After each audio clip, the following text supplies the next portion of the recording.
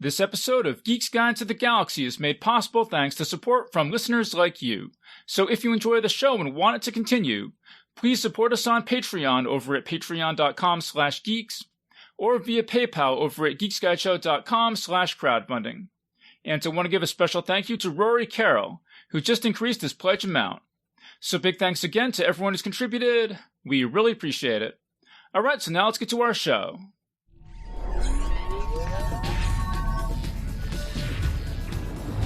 Wired.com presents The Geek's Guide to the Galaxy. And here is your host, David Barr Kirtley. Hello, and welcome to episode 501 of Geek's Guide to the Galaxy. Our guest today is Marc Burrows. His articles have appeared in The Guardian, Observer, Drowned in Sound, and The Quietus, and he's performed several stand-up comedy shows at the Edinburgh Fringe Festival. He also edited the humor book I Think I Can See Where You're Going Wrong, and he plays bass in the cult punk band The Men Who Will Not Be Blamed for Nothing. And we'll be speaking with him today about his book The Magic of Terry Pratchett, the first full-length biography of legendary fantasy author Terry Pratchett, creator of the Discworld series. And now here's our interview with Marc Burrows. All right, so we're here with Marc Burrows. Welcome to the show. Hi, nice to be here. Okay, so tell us about The Magic of Terry Pratchett. How'd it come about? Sure. So I'm a huge Pratchett nerd. I have been for years. I came across Terry Pratchett's work in 1992 when a bloke down the pub lent my mum The Colour of Magic, and she went, "This is Mark's kind of thing." I was 11 years old, and it had swearing in it, and that's automatically funny. And there's a pun in the first sentence of the first book, and that's completely funny straight away. I love comedy. I love fantasy, so I was completely hooked. And then a publisher, Pen and Sword, approached me to pitch for a biography of J.R.R. Tolkien that they wanted to do.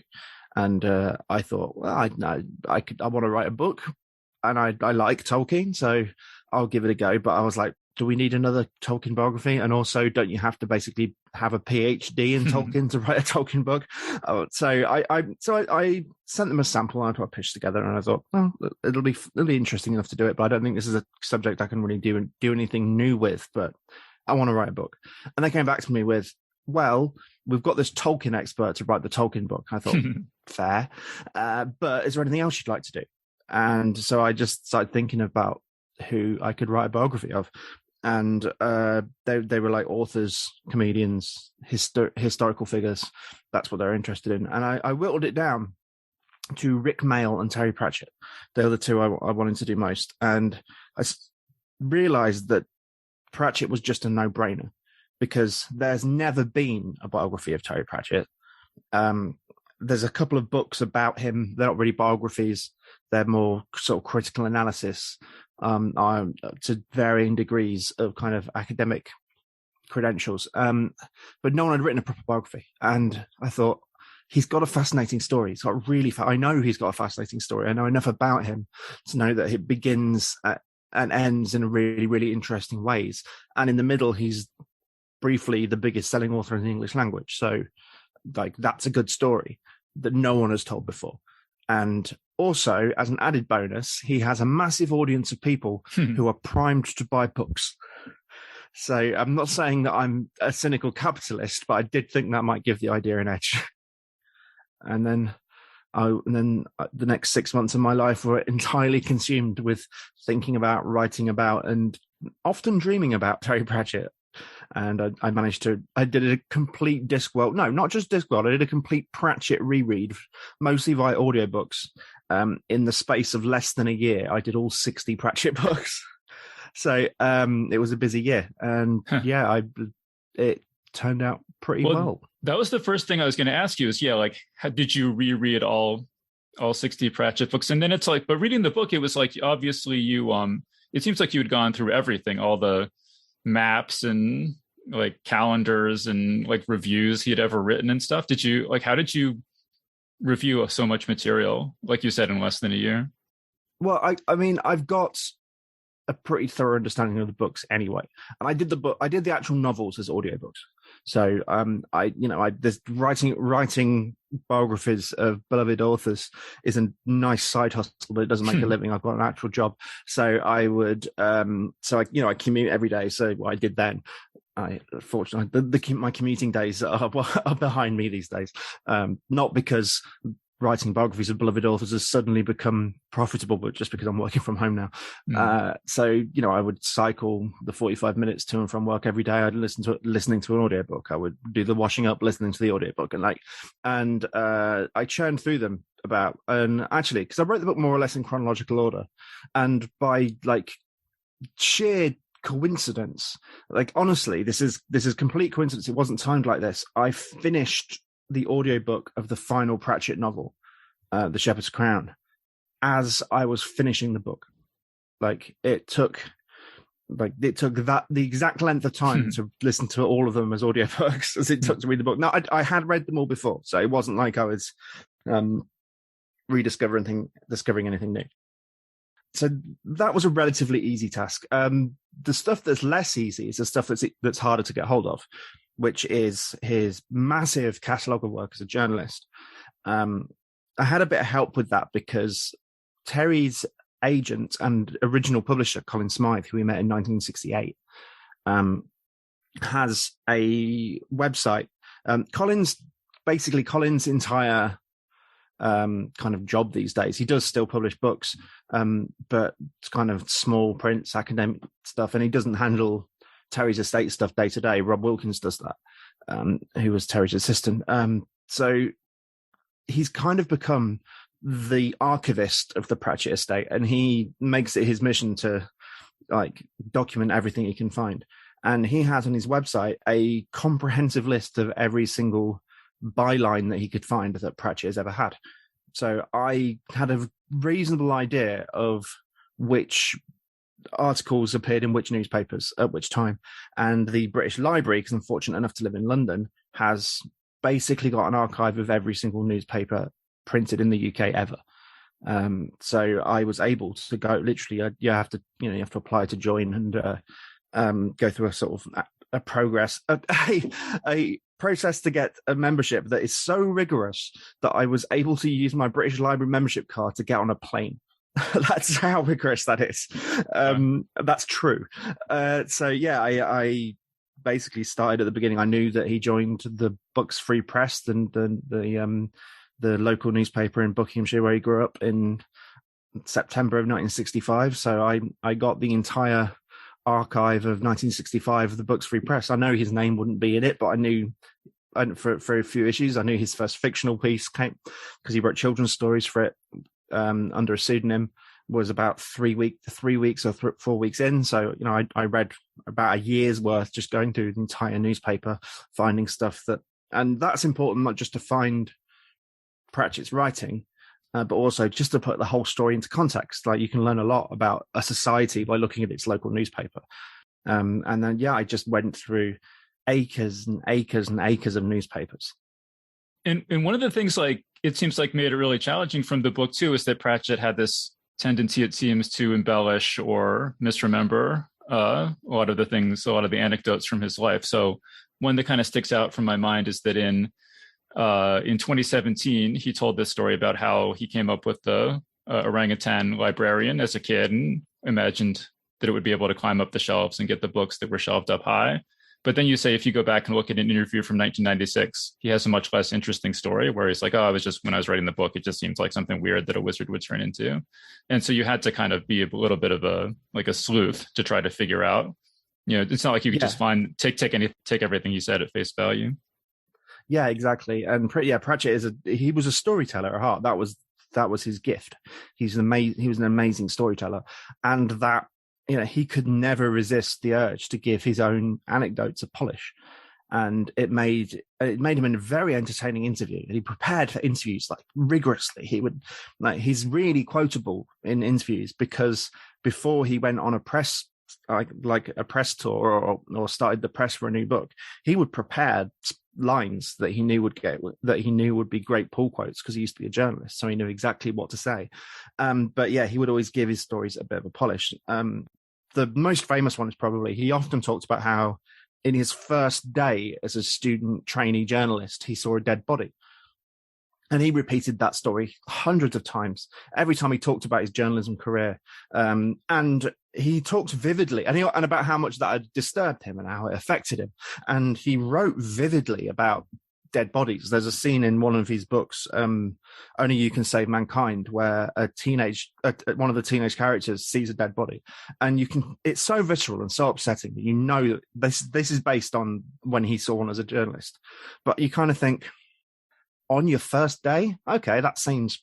But he described the incident and described how the body had been found. He said it was a tramp that had fallen into the latrine on a farm and drowned, and it was horrible. So I went through 6 months worth of the Books Free Press looking for that story. Couldn't find it. That story wasn't like. And okay, maybe it wasn't printed for whatever reason. Maybe it was outside of his jurisdiction. Maybe it had been spiked. Maybe he misremembered the details. But I couldn't find a story about anybody that matched that.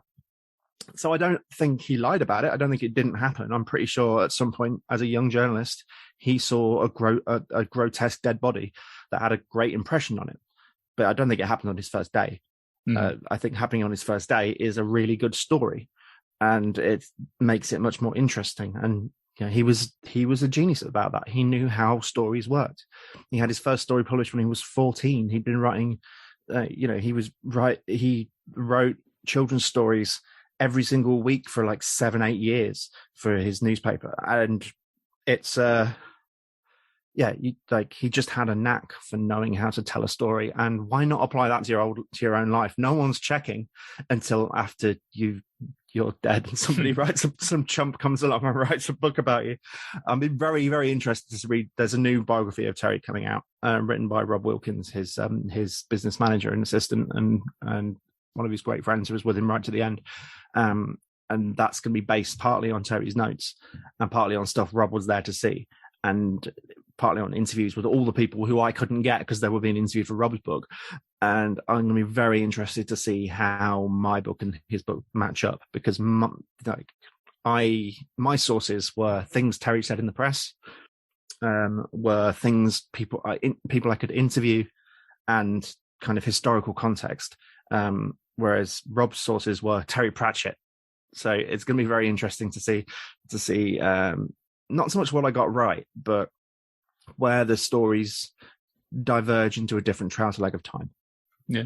So I have a confession I have to make at this point, is that I've never actually read any Terry Pratchett. And a lot of people are probably going to be surprised to hear that, because I'm actually a big fan of funny fantasy. And, some of my favorite authors growing up were like Robert Asprin and Craig Shaw Gardner. But the first time that I remember really actually, my first clear memory of a Terry Pratchett book, of just seeing one, is when I was in college. I worked for the campus newspaper, and there was just one floating around the office, and people said like, "Oh, you like fantasy? Do you want to read this?" And at the time, I was just too busy with schoolwork and stuff, so I didn't have time to read it. And that was in 1999. And so I was really shocked that in your book you say that in 1999, by that point in the UK, 6.5% of all new hardbacks were Terry Pratchett books. So it just, either there's I know there's a difference, but either there's just a gigantic difference between how well known he was in the US and the UK at that point, or I just sort of missed his popularity, sort of burgeoning popularity in the US somehow. So what do you think about that? It's a little of each. He eventually did become a big name. He was a New York Times bestselling author, but not until 2005, I think. Not until, I think it was either Thud or Going Postal in the mid-2000s, which is the first time he finally got onto the New York Times bestseller list. Before that, he was very much a cult in the US. He was very much a cult writer. If you were into the fantasy and into and into sci-fi and into the scene, you may have heard of him. You may have seen the books passed around. He had a fandom. A big fandom, and he'd turn up at Worldcon or other big conventions and would do huge speeches, and would be very well received. But behind the scenes, there was never. It took him a while to find a kind of publishing route that worked. to find publishers that believed in it and understood it and knew what it was he was doing, because it's a very, very British sense of humor, extremely British. And you just had to get over the idea that you had to be British to get the jokes, because Pratchett at that point was huge everywhere, literally everywhere else in the world. Like America was the last stand. The United States certainly was the last sort of holdout. And it was mostly because they just had to get the ducks in a row in terms of the publicity. Like the books had come out in a very haphazard way, sort of through different book clubs and organizations and different publishers. You know, they'd come out in they'd come out in the wrong order, and they hadn't really been given a proper push. And Pratchett himself said that when he used to go to conventions, mostly he'd be signing the British editions, the UK editions, because that had come over on import, because it was easier to get them on import than it was to find the US versions. But yeah, held out in the US, despite being literally for a chunk of the 90s, the biggest selling author in the English language for a brief while before J.K. Rowling came along and absolutely trounced him. But for a while. Could I ask you, because you mentioned also, you know, in terms of funny fantasy, you mentioned these authors, Tom Holtz and Robert Rankin, who I'm not familiar with at all. And I'm just wondering, like, have you heard of Robert Asprin and Craig Shaw Gardner and Piers Anthony would be the ones, you know, and I would have thought of myself as pretty conversant with funny fantasy, but it just seems like there might have been a pretty big divide in that particular subgenre between the US and the UK. There might well be. I've heard of Piers Anthony. I have to confess, I hadn't heard of the other two. So, you know, there you go. There's the divide there. I know. I guess it comes across. It depends on who's publishing them and how well they're marketed, and you know, I'm sure that there's cult followings for all of these authors on both sides of the pond, but it's just a matter of whether they bob up to the mainstream or not. It, you know, depends on your channels. I'm sure there are many British listeners to this screaming at me for not having this. I'm sure there are, but then there are many of your listeners screaming at you for not having picked up a Terry Pratchett book. Oh, absolutely, until 1999. I'm going to go into hiding once this episode goes out. But it you know, sometimes you know, you don't know what you don't know, do you? Like, if you haven't heard of it, you haven't heard of it. It's not your fault that that particular author wasn't presented to you at the right moment for you to pay attention. Yeah, because it's pretty random how I came across those authors. I mean, one of my friends handed me a Robert Asprin, and I just randomly came across my first Craig Shaw Gardner in an airport and stuff. So it could have just as easily been Terry Pratchett, I guess, if you know. What happened with Pratchett? Involved.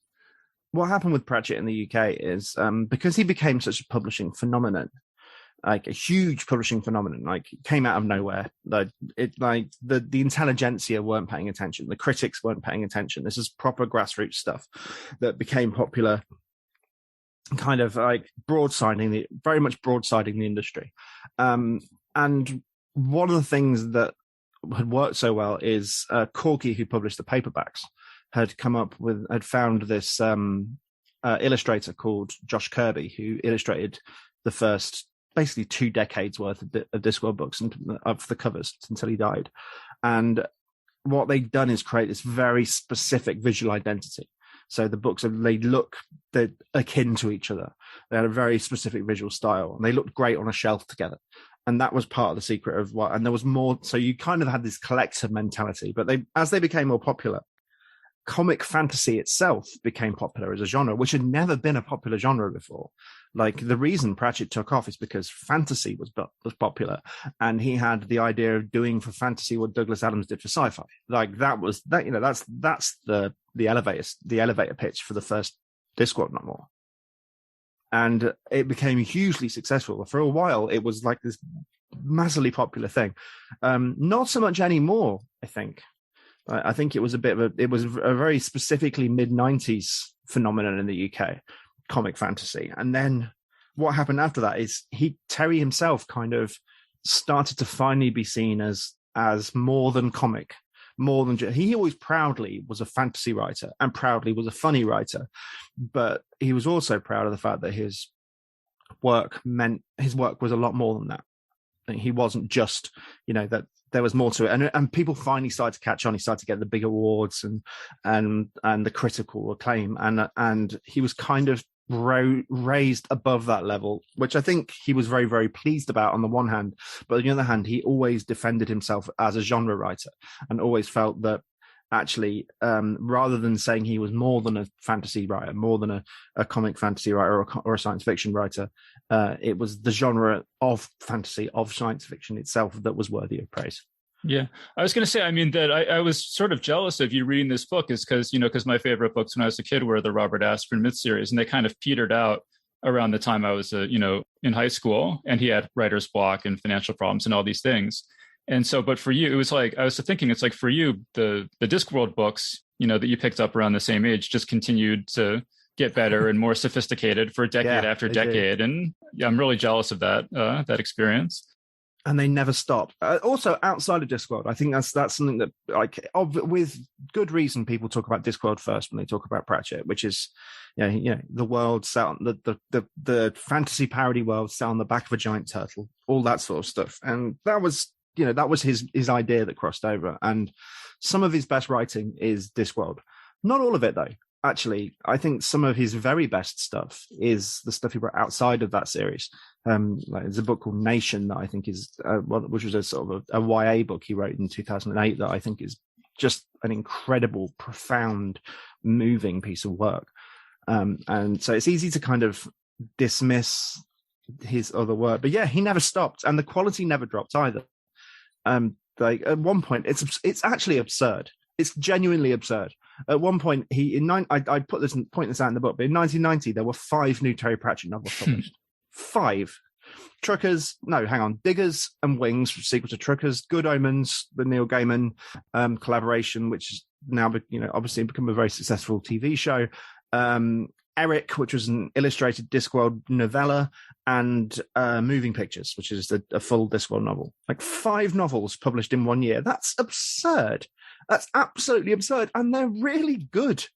Like, particularly the two kids' books, Diggers and Wings, which are part of what was known as the Bromeliad series. Those are amazing.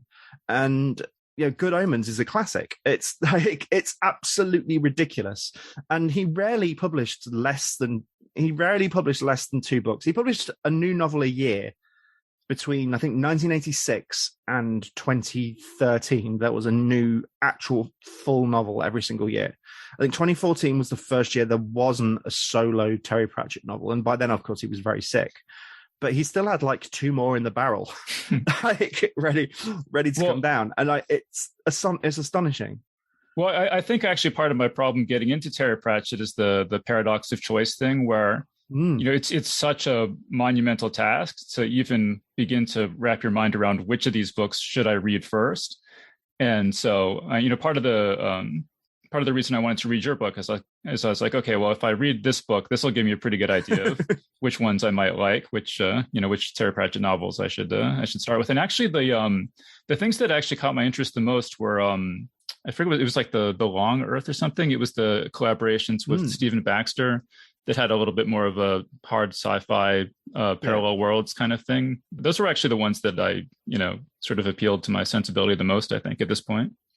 Yeah, I mean, as a sci-fi fan, like they're great. I'm sure they'll be right with Street. They're okay. The central idea of those books is extremely solid. The idea of being able to jump between parallel worlds, and kind of and the effect that would have that discovery would have on humanity and would have on society to suddenly open up literally like infinite amount of space and infinite amount of land and resources, because the parallel worlds are all mostly uninhabited. That's really a really, really great, solid sci-fi concept, which he kept under his hat for about 25 years. And Baxter was a great collaborator for them. I don't think they're vintage Pratchett. I don't think they're the best things he wrote. The first one's great. They kind of tail off a little bit in the middle, and then they kind of come back around at the end. A lot of people talk about how they're not very Pratchetty, and they'll say that they're, I don't hear Terry's voice in these books, and they'll maybe say that they were written towards the end of his life, and he was under the yoke of his Alzheimer's disease, and they'll say, oh, you can see the Alzheimer's in there. That's not his voice, and I think it's a misapprehension. actually the reason that they don't read like the Pratchett they know is they're thinking of Discworld Pratchett, or the Pratchett who writes YA books. But these are hard sci-fi. They're kind of a popcorny hard sci-fi, but they're the science fiction aspect of them. Terry knew his stuff. He was a proper SF nerd. He read everything when he was a kid. He was a proper sci-fi fandom nerd. And these are science fiction books, and they have a different tone and a different sensibility. Yeah. Actually, let me just read this.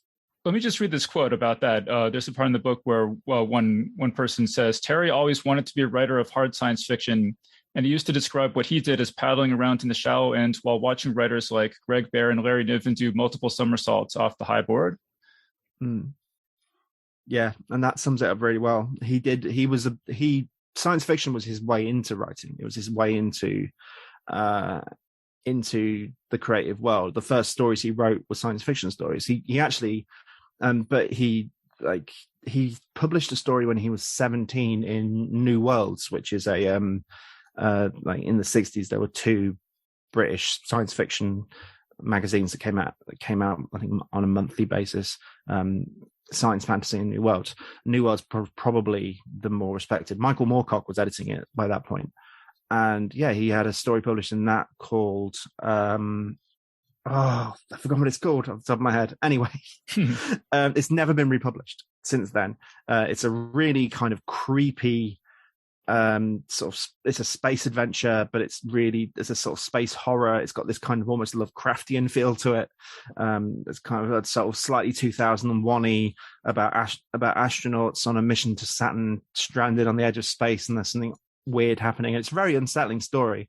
Is that the one you said it's the only thing he wrote that doesn't have any humor in it in its entire doesn't have career? A single joke. It's the only thing I've ever read by him that doesn't have a single joke in it.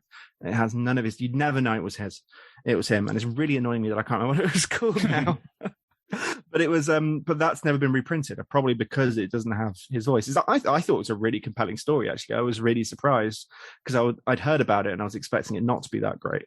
But he was, he wanted to be a science fiction writer. And if you read the first two adult novels he wrote in the 70s, Dark Side of the Sun in 74 and Strata in I think it was printed in 81, written, I think it was finished by 76.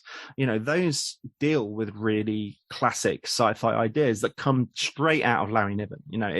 It's founders and Ringworld is a huge influence on them, and like the idea of shared space and known space, all of that kind of classic 70s hard sci-fi stuff is in those two books, although they're kind of a more comic, although not completely comic, take on them, and they're good. They're good pulpy sci-fi novels, which he was justly very proud of. And when there was demand to reprint his early work, he was happy for those two books to come out unedited. It was only the Carpet People he rewrote.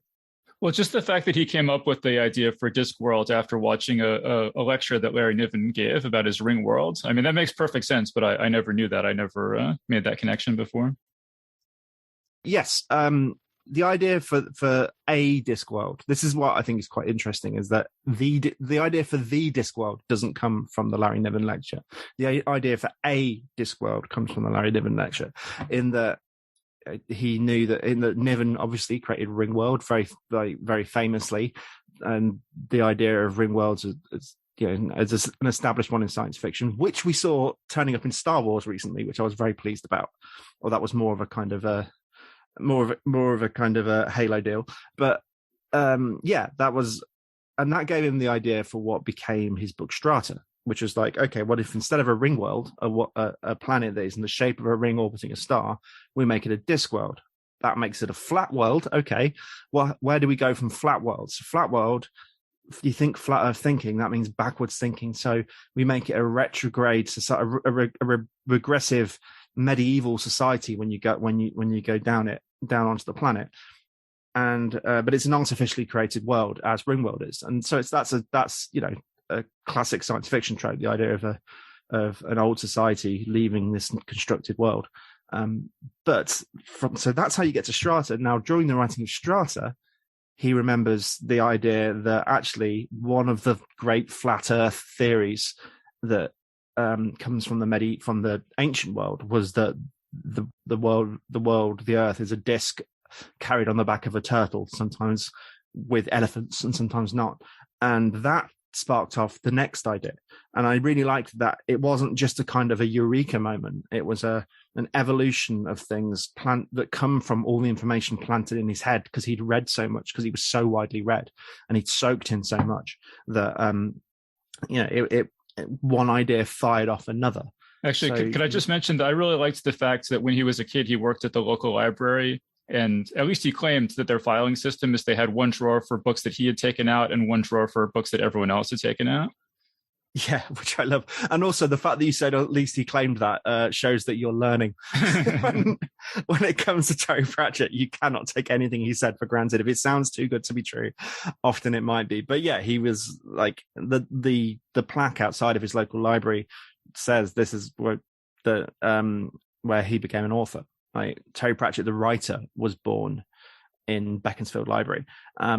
And it was his way in. It was a little bit like it happens in Matilda by the Roald Dahl book, when she discovers that the library is there and that you're allowed to take out any book you want, and suddenly is in hog heaven. And Terry was very much the same.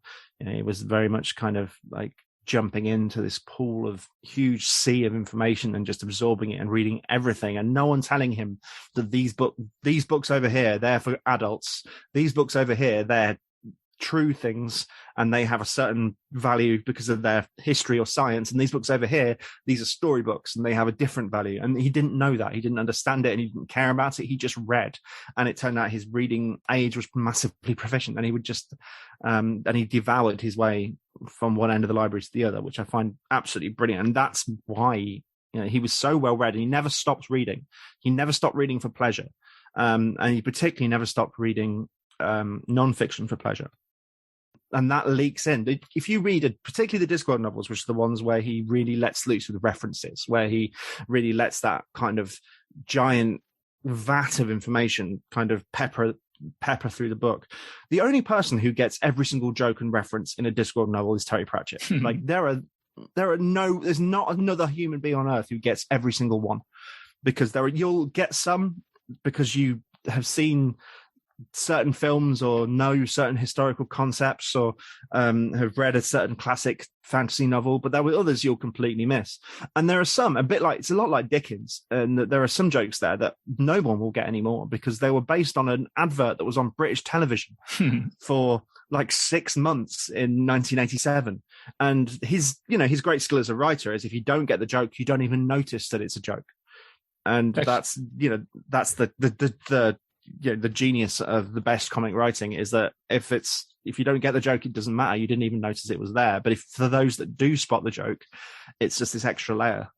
Speaking of adverts, could I ask you about this? Because there's a part in the book where it says, the last straw came when an edition of Pyramids published in 1991 was found to contain an advert for instant soup halfway through the novel. In the actual body of the text, a furious Pratchett refused to sign another contract with that company. I've never heard of anything like that ever in all my years of reviewing books and interviewing authors and everything. It's absolutely astonishing, isn't it? Yeah, that is true. Apparently not, at the time, not an unusual practice in Germany, which was where that was. Apparently that it was actually a fairly, common industry practice. I've never heard of it anywhere else in the world. But yeah, there was on one page, like written. I've seen it, and it's not. It occasionally gets slightly misrepresented as being like inserted into the narrative, and then the character basically turns the camera and says, "Now I'd like some soup." It's not quite. It is obviously an advert. It's not product placement. No, it's not. It's not product placement. It is quite clearly an advertisement, but it is. Yeah, in the middle of a novel, just right there on the page. And Germany, that particular German publisher butchered Pratchett's work. The stuff in the mid 80s and 90s, it's genuinely funny. Apart from that, that was a particularly bad example, but also they didn't like the cover to Mort, the fourth Discworld novel. The publishers didn't like it for some reason, so they used the cover for the next book in the series, Weird Sisters. Has the now people accuse Josh Kirby, the cover artist, of having sometimes only a tangential relationship with the plot of the story, but he always gets the essence of the story over. But you know, Mort is a book about Death's Apprentice, and Weird Sisters is a book about is a Shakespeare parody about witches. And there are basically no witch. There's a witch briefly in Mort. Like, it's very clearly the cover of a completely different book. And then of course they've got to publish the next book, which is Weird Sisters. So they need a new cover for that. So they just use it again.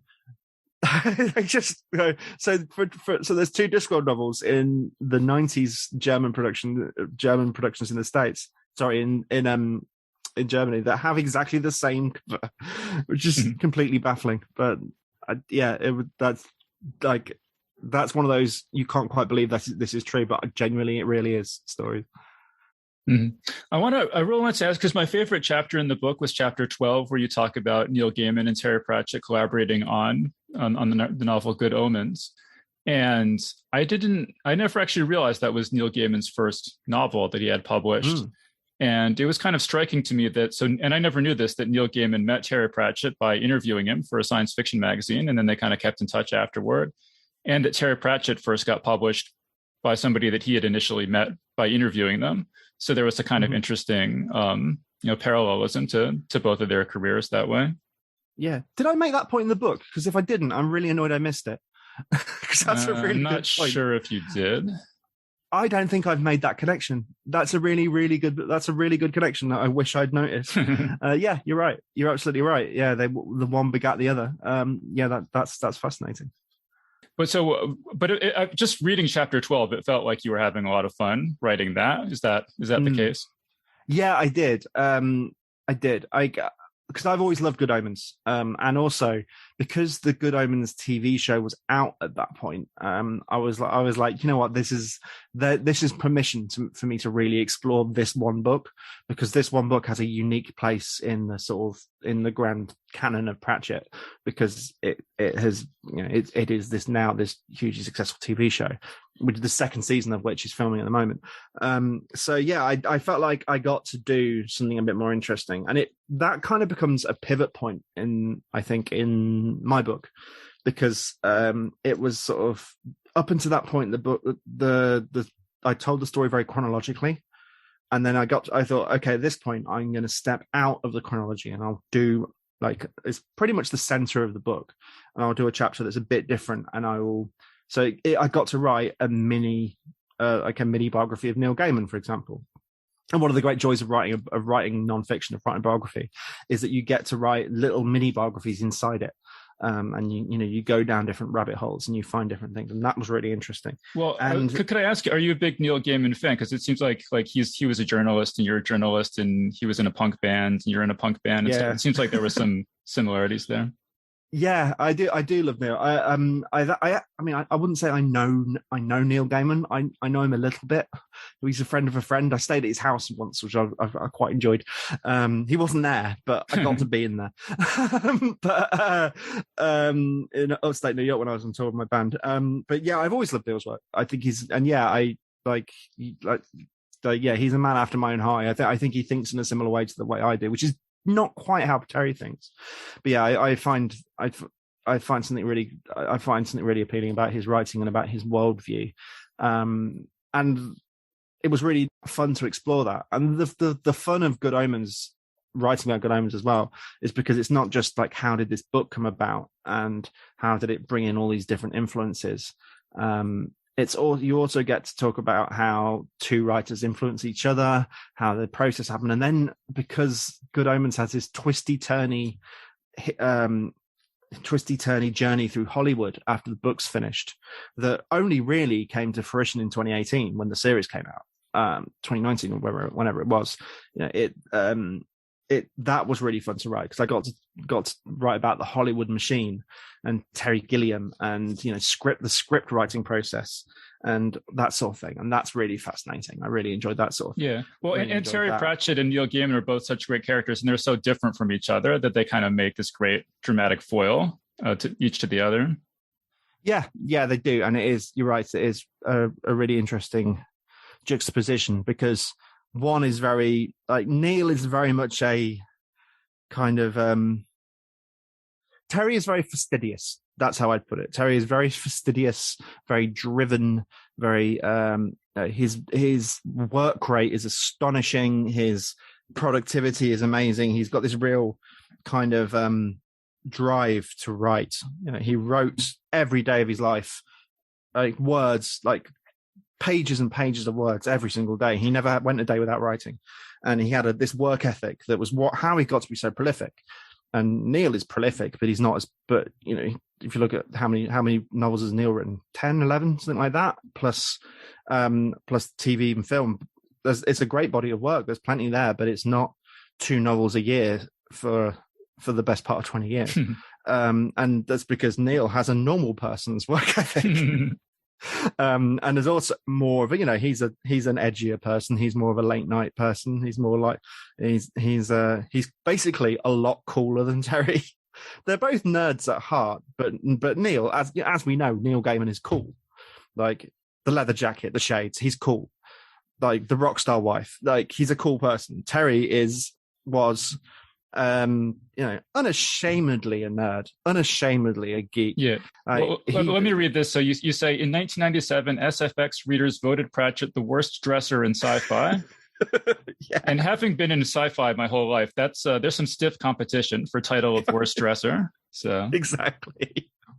Which, yeah, when you compare to Neil Gaiman, who is just a man in black, you know, he dresses like Lou Reed.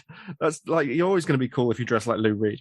Whereas, Pratchett, I mean, he kind of fixed it a little bit as his career went on, and he also sort of adopted a man in black persona. It was all about the hat and the black leather jacket, but like, you know, you see him on an interview in there's a mid-90s British TV interview, and he's wearing kind of a khaki beige pant shirt combination, and it's, you know, it looks like he's off on safari, but he's bought all his stuff from the secondhand store. It's like he wasn't a man blessed with a great deal of style. He never was, but that's not who he was. Like, Terry Pratchett never wanted to be cool. He actually thrived and relished not being cool. Like, that wasn't who he was. He liked to play the outsider. He liked to play the nerd. He liked the fact that he was his audience. He was writing for himself, because that's what I mean by that. He's the only one who gets all the jokes. He was writing for himself, but he knew that he had been that audience, and he knew that his books were written read by a mainstream crowd. He knew you can't be that successful and only have an audience of nerds. But he also knew that the core audience, the ones that drove the fandom, and the fandom is what powered the success. He knew that they were him.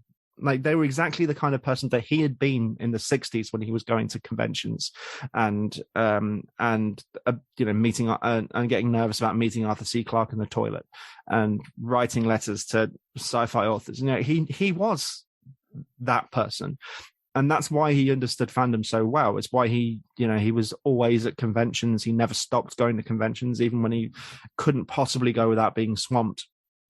Like, he knew that world, he understood it implicitly, and that was one of the secrets to his popularity, that he knew how to cultivate and grow an audience. So what was your experience when the book came out? Your book, like, what kind of reactions did you get, or did you go on a book tour? Or just like, what was that experience like?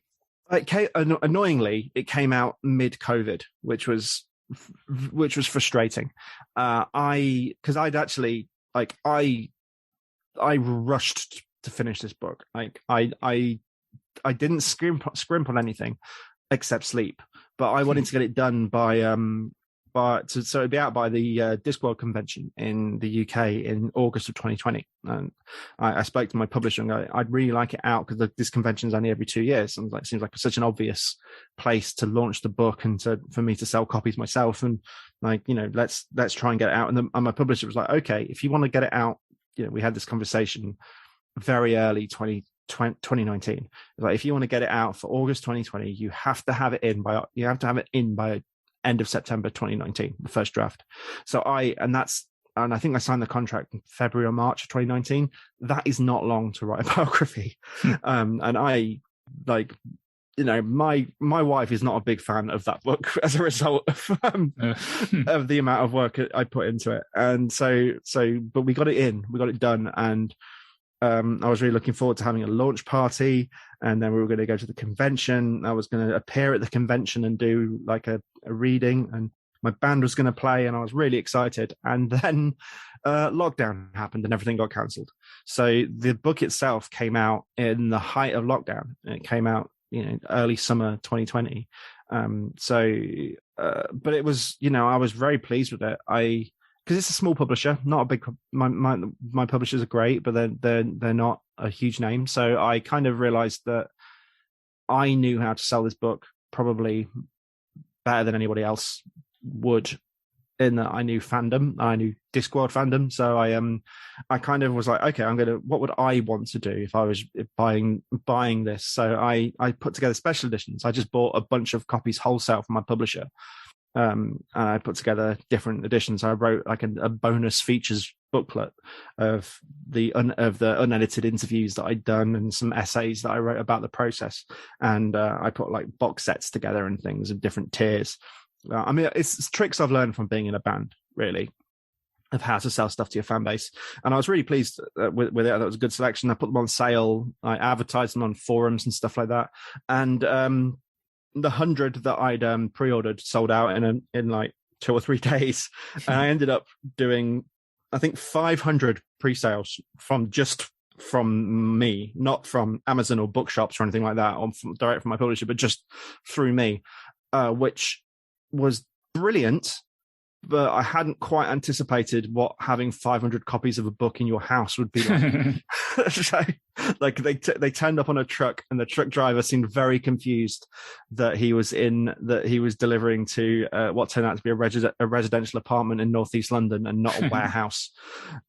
So yeah, for a while we lived amongst cardboard, and getting them all mailed out was an industrial operation. But oh man. Yeah, it was, but I was so excited. I just got excited. I was like, well, people want it, so I'm going to order some more. And then I realized I had to sign 500 books. We'd put on a Zoom call or something because it was lockdown. We weren't going out anywhere. So I remember having a Zoom call with some of our friends, and we were all drinking, and I was just signing books whilst we were on the call on a Friday night, like having our kind of weekly online pub. What a weird time. Well, one of the details, I mean, signing 500 books, that was just like one night for Terry Pratchett, right? There's this thing about he would like put his hand on ice every once in a while during signings, because he was signing so many books for so many hours and stuff. That detail really stuck out. Yeah, because he always insists on writing for everyone, on signing for everyone. If we went to do a signing, like, you wouldn't get there'd be 3 hours where he was doing the signing, but the queue, there'd still be like another 90 people in the queue, and he'd insist on staying until he'd done everybody. And he would sign everything they bought, and people would bring like 2 carrier bags full of books, and they'd want their entire collection signed. And he'd kind of be withering at them and say something sarcastic, but he would there's a great quote where he looks at somebody and just goes, "Do you know what a sad person is?" But then he would sign them all. He would actually do it. But did that give you more, even more appreciation for him, that you're like, wow, I'm signing 500 books like over like however long, a week or something, and he was doing it in one night? Yeah. Oh, absolutely. Yeah. And I mean, I wanted to write funny stuff in them. I wanted to write I wrote little creative jokes and poems, and I wanted to really, and I loved it when I'd see on Facebook and people would post the signature page of the book. People really liked that I did that. But God, it gets it gets trying when you're like, I need to think of more. I had like 6 or 7 different things that I was rotating, but as I got that, like as I'd get more drunk across the night, they'd get weirder and weirder until like there was one where I wrote I was going to just draw a picture of a penis on this, but I thought better of it in the end. And then on the next page, I drew a picture of a penis. Then the next page, I wrote sorry. And thankfully, that went to somebody who appreciated it because they messaged me. But it could easily have gone to somebody who wouldn't have appreciated it. Yeah. But anyway, the book came out, and to my absolute delight, because I'd never written a book before, and because it was a story I really cared about, it has been really well received. And it got great reviews. It won an award, which the Locus Award it won, right? Yeah, which I never imagined happening. Like, I never thought it would be even that someone like Locus magazine would even have picked it up. But yeah, it won the Locus Award, which I was really pleased with. The Pratchett estate didn't sue me, which I was delighted about. Which, because genuinely I was worried about that because when we wrote to them to tell them I was writing the book, and I got a very, very scary letter from their lawyers, basically just saying, we'd rather you didn't do this, but if you insist on doing it, we really want to see it. And I was like, okay, like, and they luckily, like, they came back, and actually they had some really good notes. I was like, oh, thanks. It wasn't there were a couple of like, we don't like this, you're going to have to change it. And instead of changing them, I was like, okay, what I need to do here is prove my point and write it in a way that's unarguable and well referenced and well sourced. I'm not just going to back down and change it and take that bit out. I'm going to make it so it's bulletproof. And that made the book better. And there are a few other points that were just really good, like actually what happened here was this. And it was something that I couldn't have known about otherwise. And I was like, okay, good. Thank you. So actually, I think once they read the book, they were, they were much, much, much more accommodating. And they obviously realized it had been written with love, and it wasn't a hatchet job, and it wasn't a rip-off, and I wasn't trying to squeeze money out of anybody, and I wasn't claiming that, anything outlandish about the end of his life or anything like that. I'd written a very sincere book, written with a lot of heart and a lot of jokes. Well, I guess that they have their official one in the works, and so they were maybe a little bit more, aggressive about that than they would have been just ordinarily. Yeah, and it's totally understandable. I mean, who am I? I'm nobody. Like that. I'm fortunate enough to be in the point where I'm an award-winning biographer. Yeah. And but because of that book. But then I wasn't. I've written some pieces for newspapers and I'd done a bit of stand-up, but nothing that would actually qualify me in the eyes of an expert to write a book about a beloved author. It was a small publisher taking a chance on me and an idea that I had, and because no one had done it before, it got a lot more attention than I think it otherwise would have done. And luckily, apparently, I was good enough to be worthy of that, but I could easily have not been, and I don't blame them for being wary of it, because I could have been I could have done a hatchet job, I could have done a really lazy job. I could have just stitched together all the known facts. I think when they realized how deeply into the research I'd gotten and how much of an appreciation of the work I had, and like how much my sort of, I was part of their audience. I'm in the same way that Terry was part of his own audience. He understood it. I was also part of that audience. I was in that same world. I was that sort of person, which is, I think after that, and I've had a few conversations with Rob, who runs the Pratchett estate, and he's done me a few favors, and I interviewed him for a piece I wrote about a new Pratchett cartoon that was on over Christmas, and they clearly were fine with it, and I actually really hope, what I'm really hoping is that when Rob's comes out later this year, mine would almost act as a reference to it, that the two books would work together, because I think I was very specific about the work and about the context of the books. And I think if you're writing the official biography, you probably aren't going to go into the creation of which books came out when and why, and that kind of really nerdy detail. And I like the idea that the two books will actually complement each other, and that mine will be a really nice kind of appendix to the official story, particularly if if it spins some of the Pratchettian yarns that I found. So I'm hoping that well, rather than disproving or making mine redundant, it'll actually work together. I mean, I thought the book was terrific, and obviously, as someone who never has read any Terry Pratchett, I'm not in any position to say, to contradict it or whatever. But I enjoyed reading it a lot, and I think just speaking as someone, if you're not that familiar with Terry Pratchett, I think it's an amazing introduction to him, and it's it was really fun to read. It was funny, and it pulled me right through it, and so yeah, I'll be curious to see the one that comes out later this year, the Rob Wilkins one, how that's different. But this one, I had a great time reading this, so I could certainly, I would certainly endorse it for what that's worth. Thank you so much. It was really important to me that it'd be funny. I really wanted, because I was like, I write comedy. I default to funny. I sometimes to my detriment, and I really felt like you couldn't write. There was a book I'd read about Terry. It was the closest thing anyone had written to a biography. It wasn't really one. I won't name it because that seems like a bit of a low blow. But it was more of a kind of an analysis of his work with a bit of biography thrown in, and it was so dry and so kind of ponderous and and I'm not talking about the academic one, by the way, which is Terry Pratchett, Guilty of Literature, which is academia and reads as such, and that's fine, and that's very good. It's a different one, but I felt like you can't write about this author in this kind of way. He's so lively, and that you need to bring that life to the story, otherwise you're not really doing him justice. And I'm really glad you found it funny, because I wanted it to be funny. I wanted it to have, it's not so much that I was trying to rip off Terry Pratchett's sense of humor or anything. It was more that I've always had a sense of humor that chimes with Pratchett's. Like, the reason I loved his work so much is that it's exactly my taste of humor, the kind of stuff I've always loved. And I guess that kind of got reinforced by reading more Pratchett. But like, I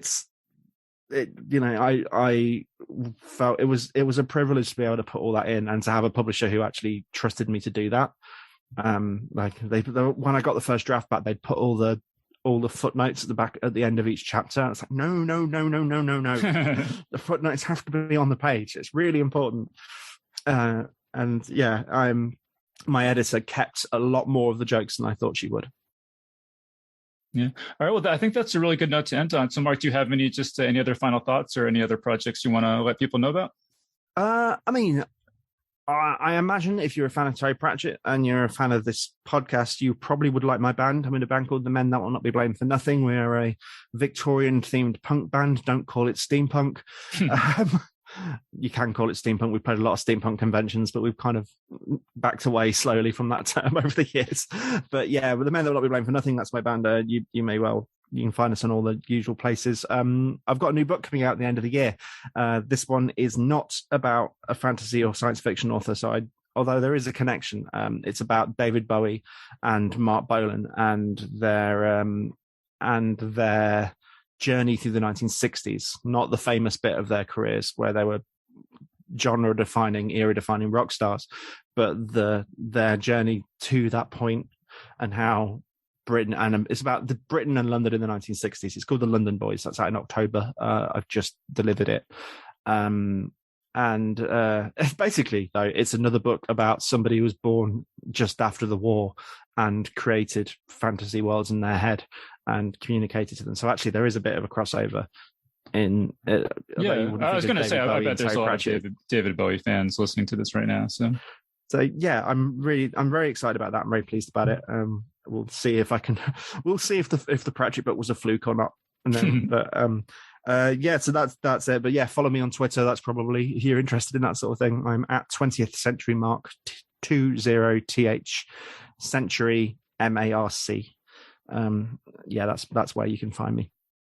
All right, great. So we've been speaking with Marc Burrows about his book, The Magic of Terry Pratchett. So Mark, thank you so much for joining us. Thank you for having me. And that was our interview. So big thanks again to Marc Burrows for joining us on the show. And remember that Geek's Guide to the Galaxy is made possible thanks to support from listeners like you.